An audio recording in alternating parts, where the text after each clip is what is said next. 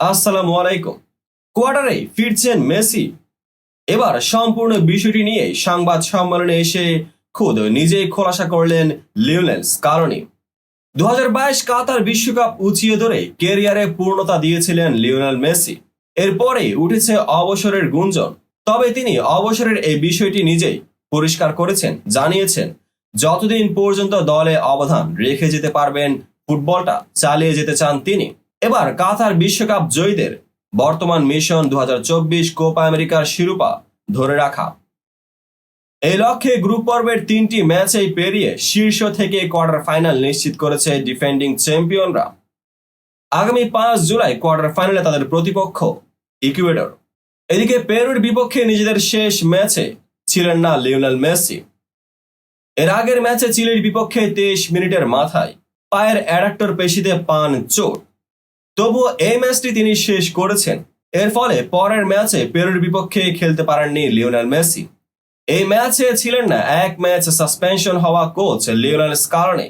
মূলত কানাডার বিপক্ষে ম্যাচে দেরি করে আসায় এই সাসপেনশন পেয়েছেন তিনি। যদিও কোয়ার্টার ফাইনালে ইকুয়েডরের বিপক্ষেই ফিরছেন কোচ লিওনেল স্কালোনি, তার চেয়ে বড় স্বস্তির খবর ফিরছেন লিওনেল মেসি। কোয়ার্টার ফাইনালে ইকুয়েডরের বিপক্ষে একাদশে ফিরবেন মেসি। এদিন নিজেদের সর্বশেষ ট্রেনিং সেশনে ছিলেন তিনি।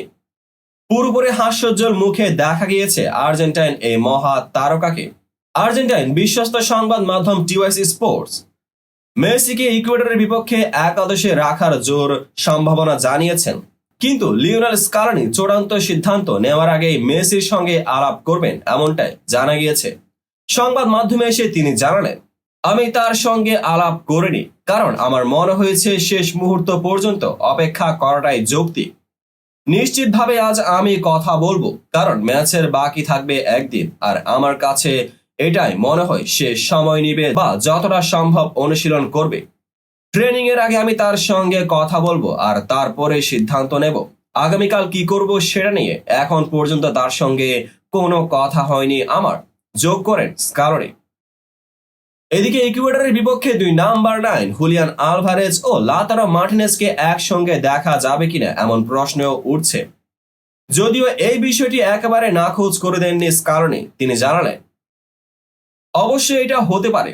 এই প্রতিপক্ষের বিরুদ্ধে তারা এর আগে দুজনেই মিলে খেলেছে।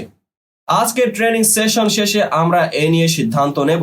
এই সম্ভাবনা আমরা ফেলে দিচ্ছি না, কারণ তারা একসঙ্গে দারুণ কাজ করেছে আর এটাও আমাদের হাতে থাকা একটি বিকল্প। তবে এসবের মাঝে কোচ লিওনেল স্কালোনি আলাদাভাবে কথা বললেন লাতারো মার্টিনেজকে নিয়ে। তিনি জানালেন, লাতারো কেবল ভালোই করেনি, সে তার সুযোগের জন্য অপেক্ষা করেছে আর এটাই আমাকে সবচেয়ে বেশি খুশি করেছে। দুজনেই গোল করেছে। আশা করছি এই ধারা আগামীকালও বজায় থাকবে।